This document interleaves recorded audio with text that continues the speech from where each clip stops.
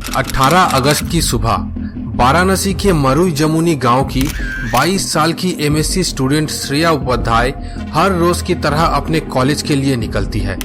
लेकिन शाम ढलने के बाद भी जब वो घर नहीं लौटती तो परिवार की चिंता बढ़ती जाती है।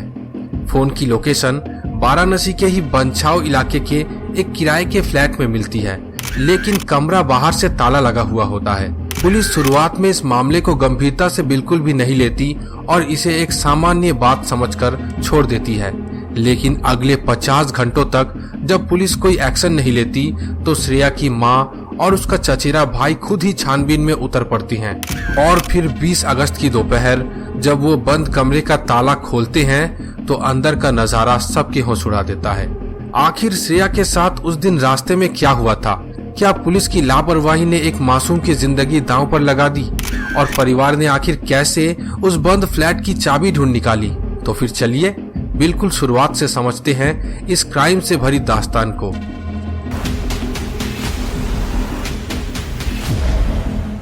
उत्तर प्रदेश के ऐतिहासिक शहर वाराणसी के पास स्थित मरुई जमुनी गांव में रहने वाले सुनील उपाध्याय और उनकी पत्नी की पूरी दुनिया उनकी इकलौती बेटी श्रेया के इर्द गिर्द घूम रही थी। सुनील गांव से करीब 4 किलोमीटर दूर चंदापुर बाजार में एक कपड़े की दुकान चलाते थे। एक साधारण और मध्यम वर्गीय परिवार से होने के बावजूद उनका एक ही सबसे बड़ा मकसद था अपनी इकलौती बेटी को बेहतरीन से बेहतरीन भविष्य और खुशियां देना। श्रेया बचपन से ही पढ़ाई लिखाई में बहुत होशियार और एक प्रॉमिसिंग स्टूडेंट थी। जगतपुर पीजी कॉलेज से एमएससी फर्स्ट ईयर की पढ़ाई करने के साथ साथ उसका सबसे बड़ा सपना था कि वो नीट का एग्जाम क्लियर करके एक सफल डॉक्टर बने और समाज की सेवा करे। उसकी हर छोटी बड़ी जरूरत और खुशियों के लिए माता पिता ने अपनी पूरी जिंदगी की कमाई और मेहनत लगा दी थी। श्रेया की एक मुस्कान से पूरी घर में रौनक आ जाती और परिवार में हर तरफ एक सकारात्मक माहौल बना रहता था। समय बीतने के साथ साथ परिवार ने श्रेया के करियर के साथ उसकी शादी के सुंदर सपने भी सजाने शुरू कर दिए। काफी सोच विचार और छानबीन के बाद परिवार ने एक बहुत ही अच्छे और सम्भ्रांत घराने में श्रेया का रिश्ता तय कर दिया। परिवार में सभी बेहद खुश थे क्योंकि 22 नवंबर को उसकी सगाई की तारीख तय हुई थी और 22 फरवरी 2027 को शादी का भव्य आयोजन निश्चित हुआ था। घर में अभी से ही उत्सव और खुशियों जैसा माहौल बनने लगा था। शादी की तैयारियां, कपड़ों की खरीदारी और अलग अलग रस्मों की बातें करने में परिवार के सभी व्यस्त रहते थे। श्रेया भी अपने आने वाले नए सफर को लेकर काफी एक्साइटेड थी और माता पिता अपनी लाडली बेटी की विदाई के सपने देख रहे थे। उन्हें आने वाले किसी भी बड़े तूफान या साजिश का दूर दूर तक अंदाजा नहीं था। लेकिन इस हंसते खेलते और खुशहाल परिवार के पीछे एक ऐसा कड़वा सच चल रहा था जिससे श्रेया के माता पिता पूरी तरह से अनजान थे। ये बात लॉकडाउन के समय की है, जब पास के निहाड़ी गांव का रहने वाला विवेक चौबे मरुई जमुनी गांव में अपने मामा के घर आकर रहने लगा था। विवेक के मामा का घर श्रेया के घर के बिल्कुल पास में ही स्थित था। इस वजह से दोनों के बीच धीरे धीरे जान पहचान हुई और सामान्य बातचीत का सिलसिला शुरू हो गया। शुरुआत में श्रेया इसे सिर्फ एक पड़ोसी और सामान्य जान पहचान का रिश्ता मान रही थी, लेकिन विवेक के दिमाग में कुछ और ही प्लानिंग चल रही थी। वक्त बीतने के साथ साथ विवेक श्रेया को लेकर बहुत ज्यादा पॉजिटिव होने लगा और उसकी गतिविधियों पर नजर रखने की कोशिश करने लगा। लॉकडाउन खत्म होने के बाद विवेक बंछाव इलाके में ही एक किराए का फ्लैट लेकर रहने लगा और पास के ही एक ग्रामीण बैंक में फील्ड वर्क का काम करने लगा। इसके साथ ही उसके मन में स्थानीय राजनीति में कदम रखने की भी पूरी इच्छा थी। वो लोकल एरिया में अपनी पहचान बनाने के लिए सोशल मीडिया पर काफी एक्टिव रहता और उसने ग्राम प्रधान चुनाव के लिए भी अपने पोस्टर्स बनवा रखे थे। लगभग 1.5 साल पहले विवेक ने सीधे श्रेया के परिवार के सामने शादी का प्रपोजल रख दिया, लेकिन श्रेया के घर वालों ने इस रिश्ते को पूरी तरह से नकार दिया। जब माँ ने श्रेया से अकेले में इस बारे में पूछा तो श्रेया ने भी स्पष्ट शब्दों में कह दिया कि वो विवेक में बिल्कुल भी इंटरेस्टेड नहीं है और वो सिर्फ अपनी पढ़ाई पर ध्यान देना चाहती है। बस इसी इनकार के बाद से विवेक का रवैया बदलने लगा और उसके दिमाग में एक अजीब सा ऑब्सेशन सवार हो गया जिसने पूरे माहौल को तनावपूर्ण बना दिया। जब विवेक को ये खबर मिली कि श्रेया का रिश्ता किसी दूसरे परिवार में पक्का हो चुका है और इसी साल नवंबर में उसकी सगाई होने वाली है, तो वो पूरी तरह से अपना आपा खो बैठा। उसकी पॉजिटिवनेस एक खतरनाक मोड़ लेने लगी। वो श्रेया को लगातार अननोन नंबर से वीडियो कॉल्स और मैसेजेस करके परेशान और मेंटली प्रेशराइज करने लगा। जब श्रेया ने उसे इग्नोर करना शुरू किया तो उसने श्रेया के पिता को भी नुकसान पहुंचाने की धमकी देनी शुरू कर दी। उसे लगा था इस तरह से श्रेया पर दबाव बनाया जा सकता है। श्रेया इस अचानक बदलते बर्ताव से काफी डर चुकी थी, लेकिन उसने अपने माता पिता को किसी भी तरह के मेंटल स्ट्रेस से बचाने के लिए शुरुआत में ये बातें उनसे छिपाए रखी। विवेक की ये हरकतें दिन ब दिन ज्यादा गंभीर और चिंताजनक होती जा रही थी। एक दिन विवेक ने श्रेया को बातचीत के बहाने किसी तरह समझा बुझाकर मिलने के लिए बुलाया और धोखे से उसकी एक तस्वीर खींच ली। इसके बाद उसने मॉडर्न एआई टेक्नोलॉजी का गलत इस्तेमाल करते हुए फोटो को एडिट किया ताकि वो एक कपल फोटो जैसी दिखे। विवेक ने अब उस एडिटेड फोटो को सोशल मीडिया पर वायरल करने और श्रेया की शादी तोड़ने की ब्लैकमेलिंग पर उतर आया। जब मामला हद से ज्यादा बढ़ने लगा तो श्रेया के परिवार ने विवेक के मामा से इस पूरे मामले की शिकायत की। उस समय तो उसके मामा ने बीच बचाव करते हुए ये एश्योरेंस दिया कि विवेक आगे से ऐसी कोई भी हरकतें नहीं करेगा, लेकिन ये सिर्फ एक टेम्पोररी शांति थी। विवेक अंदर ही अंदर एक बेहद सस्पिशियस और खतरनाक प्लान बना रहा था।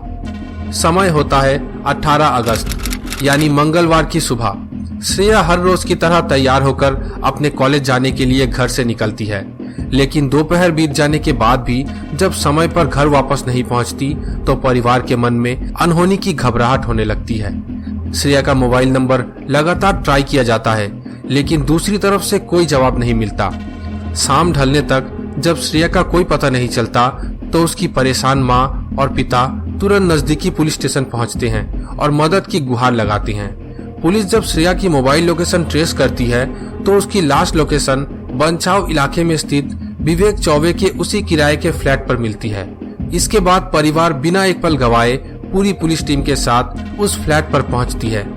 जब परिवार और पुलिस की टीम फ्लैट के बाहर पहुंचती है तो बाहर के मुख्य दरवाजे पर एक बड़ा सा ताला लटका हुआ मिलता है, लेकिन जब श्रेया के नंबर पर दोबारा कॉल किया जाता है तो बंद कमरे के अंदर से ही मोबाइल की रिंगटोन साफ सुनाई दे रही थी। श्रेया के माता पिता पुलिस से गिड़गिड़ाते हुए रिक्वेस्ट करते हैं कि ताला तोड़कर तुरंत अंदर जांच की जाए, लेकिन पुलिस ये कहते हुए कार्रवाई करने से इनकार कर देती है कि मकान मालिक की इजाजत के बिना ताला तोड़ा नहीं जा सकता।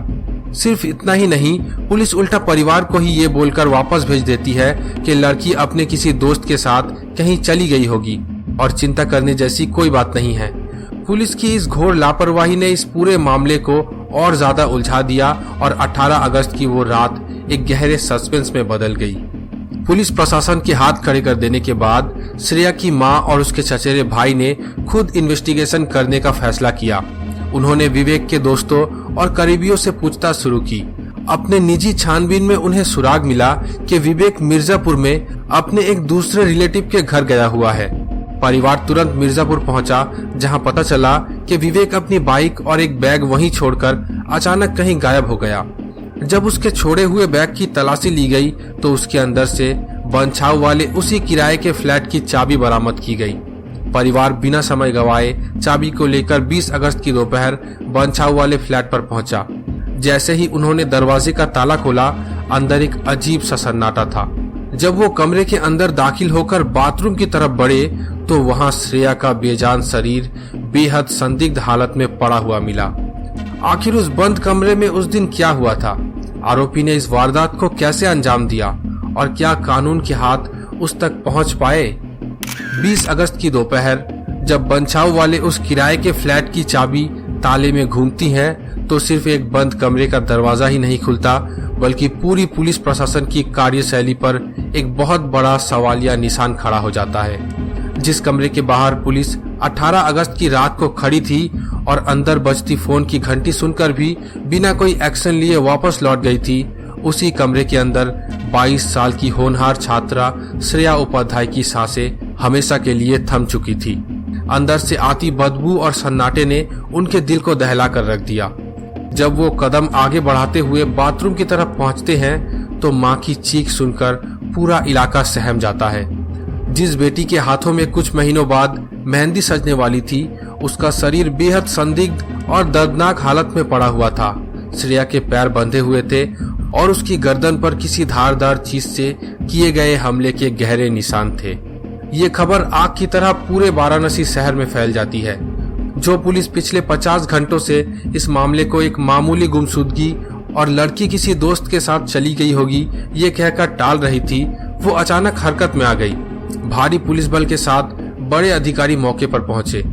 फॉरेंसिक टीम और डॉग स्क्वाड को भी बुलाया गया और सबूत जुटाने का काम शुरू कर दिया गया। लेकिन उस वक्त श्रेया के परिवार के मन में सिर्फ एक ही सवाल कौंध रहा था कि अगर 18 अगस्त की रात ही पुलिस ने थोड़ी सी समझदारी दिखाई होती, ताला तोड़कर अंदर जांच कर ली होती, तो शायद उनकी बेटी की जान बचाई जा सकती थी।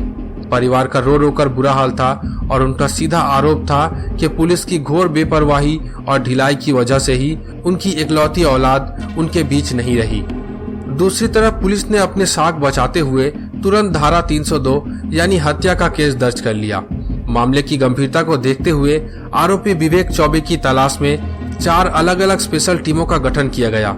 पुलिस ने बंछाव वाले फ्लैट के मकान मालिक को तुरंत हिरासत में लिया और पूछताछ शुरू की कि आखिर उसने 18 अगस्त की रात ताला तोड़ने से पुलिस को क्यों रोका था। इसके साथ ही निहाडी गांव से विवेक के पिता को भी हिरासत में लेकर पूछताछ शुरू की गई ताकि विवेक के संभावित ठिकानों और उसकी मदद करने वालों का पता लगाया जा सके। लेकिन सातिर आरोपी विवेक घटना को अंजाम देने के बाद अपना मोबाइल बंद करके लगातार अपनी लोकेशन बदल रहा था और पुलिस की गिरफ्त से दूर भाग रहा था। इस सनसनीखेज मामले में पुलिस की तफ्तीश के दौरान एक ऐसा चौंकाने वाला मोड़ सामने आया जिसने हर किसी के होश उड़ा दिए। जांच में साफ हुआ कि सातिर आरोपी विवेक इस खौफनाक साजिश में अकेला नहीं था। उसने अपने एक साथी पुनीत मिश्रा को भी इस गुनाह में शामिल कर लिया था। पुनीत, जो कि ऑनलाइन लोन ऐप्स और भारी कर्ज के बोझ तले डूबा हुआ था, उसे विवेक ने इस वारदात में मदद करने के बदले पूरे 22 लाख रुपए देने का लालच दिया। लेकिन वारदात को अंजाम देने के तुरंत बाद विवेक ने पुनीत को भी धोखा दिया। वो पैसे लेकर आता है ये कहकर निकला और मोबाइल स्विच ऑफ करके रफू चक्कर हो गया। इधर जब पुलिस की स्पेशल टीम ने सीसीटीवी फुटेज, कैब ड्राइवर और सर्विलेंस के जरिए सुराग जुटाए तो सह आरोपी पुनीत मिश्रा की लोकेशन ट्रेस हो गई। जब पुलिस की टीम ने उसे घेर कर गिरफ्तार करने की कोशिश की तो पुनीत ने मौके से भागने का प्रयास किया। पुलिस की तरफ से हुई जवाबी कार्रवाई के दौरान पुनीत के पैर में गोली लगी और पुलिस ने उसे तुरंत हिरासत में लिया। पूछताछ में पुनीत ने इस 22 लाख की डील और पूरी साजिश का पर्दाफाश किया। शुरुआती जांच और परिवार के बयानों से साफ हो गया कि 18 अगस्त की सुबह विवेक ने कॉलेज जा रही श्रेया को रास्ते में ही रोक लिया था। वो बहला फुसलाकर या फिर दबाव बनाकर श्रेया को अपने किराए के फ्लैट पर ले गया। वहां ले जाकर उसने श्रेया पर अपनी सगाई और शादी तोड़ने और उसके साथ रहने का दबाव बनाया। लेकिन श्रेया ने अपने माता पिता के फैसले का सम्मान करते हुए विवेक की किसी भी गलत मांगों को पूरा करने से साफ इनकार कर दिया। इसी इनकार के बाद विवेक के अंदर छुपा हुआ सनकी इंसान बाहर आ गया और उसने इस खौफनाक वारदात को अंजाम दे दिया। इस पूरी दुखद घटना के पीछे की असली वजह थी एक तरफा सनक, झूठी ईगो और दूसरों की जिंदगी को कंट्रोल करने की बीमार मानसिकता। हालांकि पुलिस के इस बड़ी कामयाबी के बाद भी आरोपी विवेक अभी तक पुलिस की पकड़ से बाहर है। पुलिस 4 स्पेशल टीम बनाकर लगातार उसकी तलाश कर रही है। इस केस में जैसे ही विवेक की कोई खबर मिलती है या फिर पुलिस की तरफ से कोई एक्शन लिया जाता है तो हम आपको कमेंट बॉक्स पे पिन कमेंट के जरिए बता देंगे। तब तक के लिए इस वीडियो के साथ बने रहना और अगर आप इस तरह की क्राइम स्टोरीज और भी देखना चाहते हैं तो अभी हमारे चैनल को सब्सक्राइब करके बेल आइकन को जरूर दबाएं। चंडीगढ़, जुलाई का वो महीना जब पूरे शहर में एक अजीब सी खामोशी फैली हुई थी। बाहर से देखने पर सब कुछ बिल्कुल नॉर्मल लग रहा था, लेकिन एक बंद घर की 4 दीवारी के अंदर कुछ ऐसा घट रहा था जिसकी भनक उनके पड़ोसी तक को नहीं थी। एक शादीशुदा रिश्ता जो कभी प्यार और भरोसे पर टिकी थी, अचानक एक ऐसे डार्क मोड़ पर आकर रुकता है जहां सालों पुराना रिश्ता और एक हंसता खेलता परिवार हमेशा हमेशा के लिए बिखर जाता है। जब चंडीगढ़ पुलिस की इन्वेस्टिगेशन टीम घर पर पहुंचती है तो वहां पर उन्हें कोई बिखरा हुआ सामान नहीं मिलता, बल्कि मिलता है एक सीक्रेट डायरी। एक ऐसी डायरी जिस पर एक इंसान की बेबसी, दर्द और शर्मिंदगी की एक ऐसी दास्तान लिखी थी जो आपकी रूह कपा देगी। इसके साथ ही पुलिस के हाथ लगता है एक ऐसा मोबाइल वीडियो जिस पर एक 33 साल का इंसान बिस्तर पर तड़प तड़प कर रो रहा था और अपने बच्चों को एक आखिरी बार देखने की जिद कर रहा था। आखिर उस डायरी में ऐसा क्या लिखा था जिसने पुलिस वालों तक को हैरान कर दिया?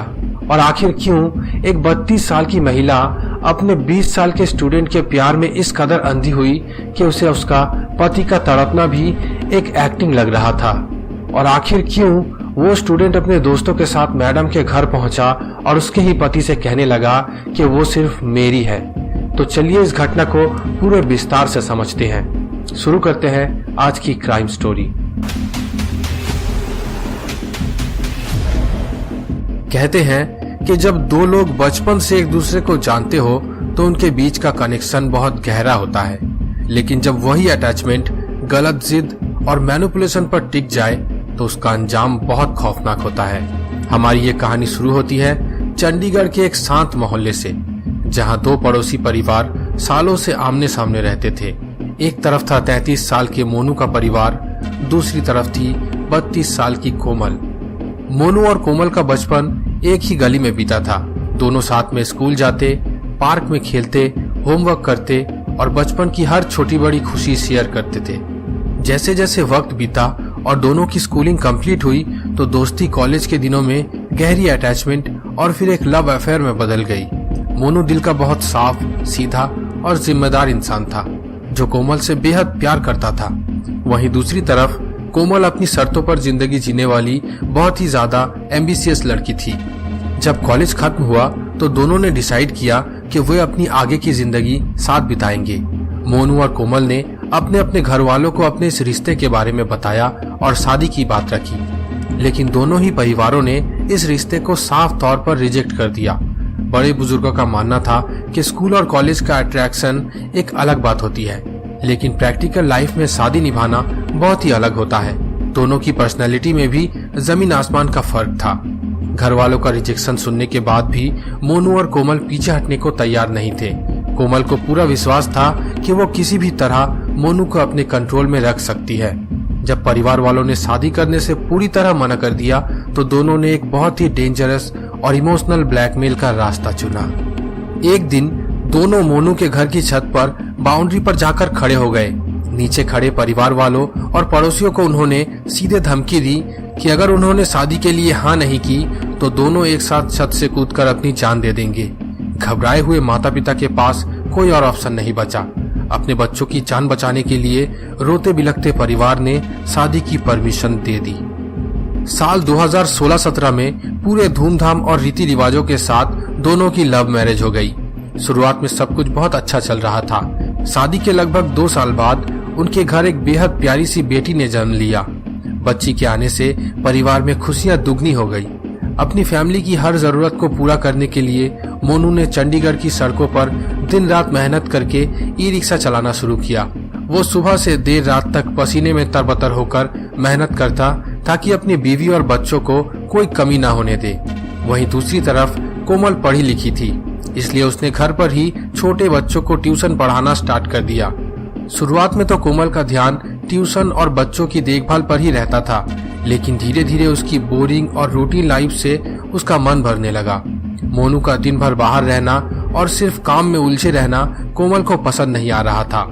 और इसी दौरान साल 2022 के आसपास उनके घर में एक ऐसे शख्स की एंट्री होती है जो पूरे परिवार की खुशियों को हमेशा हमेशा के लिए तबाह करने वाला था। साल 2022 में 17 साल का सनी नाम का एक लड़का कोमल के पास ट्यूशन पढ़ने के लिए आया। सनी देखने में काफी स्मार्ट, ओवर कॉन्फिडेंट और फ्लर्टिंग एटीट्यूड रखने वाला लड़का था। शुरुआत में सब कुछ नॉर्मल, पढ़ाई तक सीमित था, लेकिन धीरे धीरे पढ़ाई के बहाने सनी और 32 साल की कोमल के बीच बातचीत काफी पर्सनल होने लगी। सनी अक्सर कोमल की खूबसूरती की तारीफ करता, उसके ड्रेसिंग सेंस की बात करता और कोमल को भी उस 17 साल के लड़के की अटेंशन बहुत पसंद आने लगी। 32 साल की शादीशुदा कोमल को अपने ई रिक्शा चलाने वाले पति की सिंपल लाइफ बोरिंग लगने लगी थी, जबकि सनी की यंग पर्सनैलिटी और बातें उसे फैसिनेट करने लगी।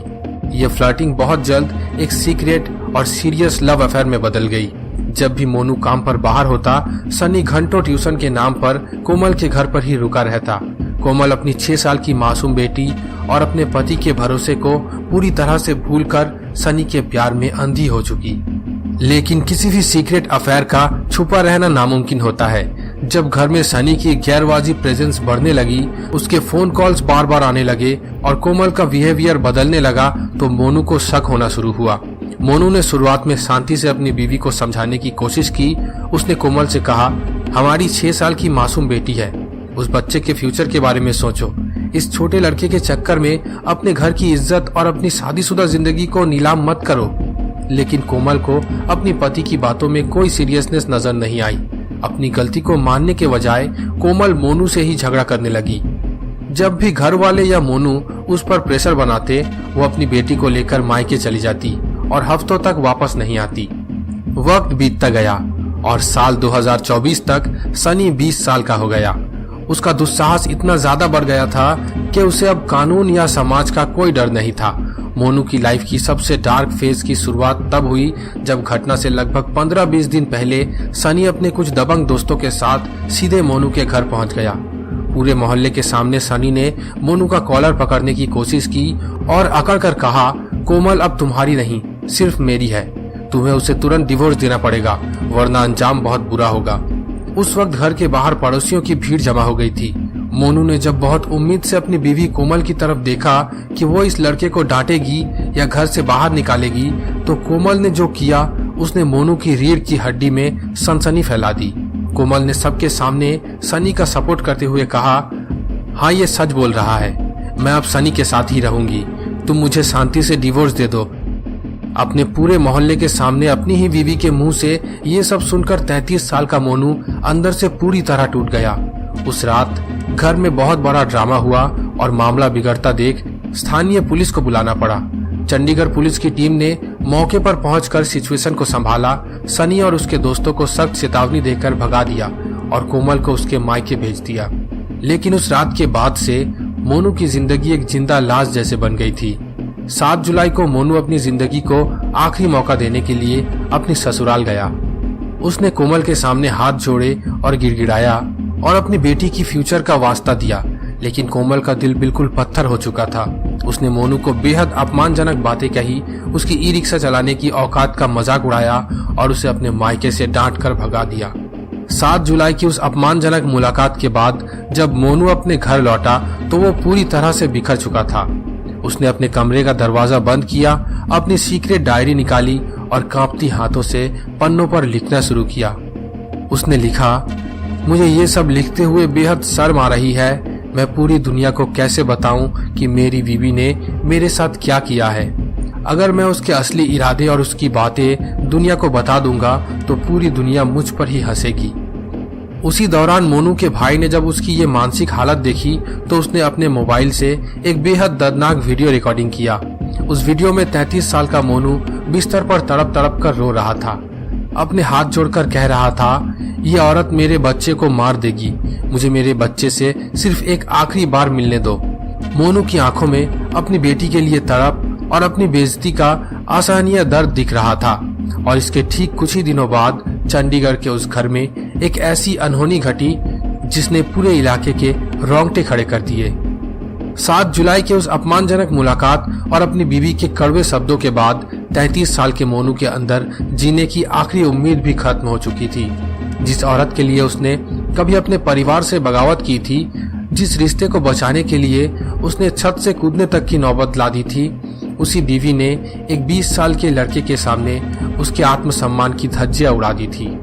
मोनू दिन रात अपने कमरे में अकेला बैठा रहता, अपने 6 साल की मासूम बच्ची के खिलौनों और कपड़ों को सीने से लगाकर फूट फूट कर रोता रहता। और फिर आखिरकार वो मनहूस दिन आ ही गया। लगातार धोखे, मेंटल टॉर्चर और समाज में हुई बेइज्जती से पूरी तरह टूट चुके मोनू ने अपनी जिंदगी का सबसे खौफनाक और दुखद कदम उठा लिया। जब घर में सन्नाटा पसरा हुआ था तभी मोनू ने इस दुनिया को अलविदा कह दिया।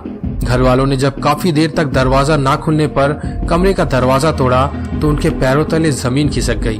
उनकी चीखें पूरे मोहल्ले में गूंज उठी। जिस मेहनती ई रिक्शा चालक ने कभी किसी का बुरा नहीं सोचा था, आज उसकी सांसें हमेशा के लिए थम चुकी थी। घटना की खबर मिलते ही चंडीगढ़ पुलिस की इन्वेस्टिगेशन टीम तुरंत क्राइम सीन पर पहुंची। पुलिस ने जब कमरे की सर्चिंग शुरू की तो उन्हें मोनू के बिस्तर के गद्दे के नीचे से उसकी सीक्रेट डायरी मिल गई। डायरी के पन्नों को पलटते हुए पुलिस के ऑफिसर्स के चेहरे का रंग ही उड़ गया। डायरी के आखिरी पन्नों पर कांपती हुई लिखावट में लिखा था, मुझे ये सब लिखते हुए बेहद शर्म आ रही है। मैं दुनिया को क्या बताऊं कि मेरी बीवी कोमल ने मेरे साथ क्या क्या किया है। ये डरावनी नोट इस बात का साफ और पक्का इशारा कर रहा था कि मोनू की जान अचानक नहीं गई थी, बल्कि उसे इस खौफनाक कदम को उठाने के लिए लगातार मेंटली टॉर्चर और मजबूर किया गया था। इन्वेस्टिगेशन को आगे बढ़ाते हुए मोनू के भाई ने पुलिस ऑफिसर्स को वो मोबाइल वीडियो सौंपा जिसे उसने कुछ दिनों पहले ही रिकॉर्ड किया था। इसी के साथ भाई ने पुलिस को 15 दिन पहले की सनी द्वारा दी गई धमकी के बारे में भी बताया। पुख्ता सबूत और एविडेंस हाथ में आते ही चंडीगढ़ पुलिस ने बिना कोई वक्त गवाए ताबड़तोड़ एक्शन लिया। पुलिस की अलग अलग टीम ने रेड मारकर कोमल को उसके मायके से और 20 साल के सनी को उसके गुप्त ठिकाने से धर दबोचा। पुलिस स्टेशन लाकर जब दोनों की कड़ाई से पूछताछ की गई तो शुरुआत में तो दोनों बेगुनाही का नाटक करते रहे, लेकिन जब पुलिस ने उनके सामने मोनू की डायरी का नोट, वो दर्दनाक वीडियो और पड़ोसियों का बयान रखा तो उनका सारा ड्रामा खत्म हो गया और दोनों ने अपना जुर्म कबूल कर लिया। इन्वेस्टिगेशन के दौरान इस पूरी साजिश का असली मोटिव सामने आया। 32 साल की कोमल अपने पति मोनू की ई रिक्शा चलाने वाली सिंपल और लिमिटेड इनकम वाली लाइफ से पूरी तरह तंग आ चुकी थी। जब 17 साल का सनी उसके पास ट्यूशन पढ़ने आया तो उसके यंग एटीट्यूड, फ्लर्टिंग और अटेंशन ने कोमल के दिमाग में लालच भर दिया। चंडीगढ़ पुलिस ने तमाम digital evidence, diary, note, video और गवाहों के बयानों के आधार पर दोनों आरोपियों के खिलाफ नए भारतीय न्याय संहिता बीएनएस की बेहद सख्त धाराओं में मामला दर्ज किया। उन पर बीएनएस सेक्शन 108 और सेक्शन 3/5 के तहत केस दर्ज किया गया। कानून के मुताबिक बीएनएस सेक्शन 108 एक बेहद गंभीर और गैर जमानती अपराध है, जिसमें आरोपी को 10 साल तक की सख्त जेल की सजा और भारी जुर्माना का प्रावधान है। कोर्ट ने सबूतों की गंभीरता को देखते हुए दोनों को तुरंत न्यायिक हिरासत में सीधे जेल भेज दिया। लेकिन इस पूरी दर्दनाक घटना का सबसे दुखद पहलू वो 6 साल की मासूम बच्ची है, जिसे ये भी नहीं पता कि उसके सिर से पिता का साया हमेशा के लिए उठ चुका है और उसकी अपनी माँ जेल की सलाखों के पीछे बंद है। इस वक्त मोनू के बूढ़े और बेबस माता पिता कोर्ट में एक कठिन कानूनी जंग लड़ रहे हैं। अदालत में उनकी मुख्य रूप से 2 बड़ी मांग है। पहली मांग कि कोमल और सनी पर दर्ज धाराओं को और ज्यादा सख्त किया जाए ताकि उन्हें ताउम्र जेल की सलाखों के पीछे ही रखा जा सके, और दूसरी सबसे बड़ी मांग ये है कि उनकी 6 साल की पोती की पूरी कस्टडी दादा दादी को दी जाए ताकि उस मासूम बच्ची का पालन पोषण एक सही और सुरक्षित माहौल में हो सके, न कि उस माँ के पास जिसने अपने ही घर को तबाह कर दिया। दोस्तों, आज की ये क्राइम स्टोरी के बारे में आप क्या कहना चाहते हैं, हमें कमेंट करके बताएं। इसी तरह की क्राइम स्टोरीज से अपडेटेड रहने के लिए अभी हमारे चैनल को सब्सक्राइब करें और बेल आइकन को दबाना बिल्कुल भी ना भूलें।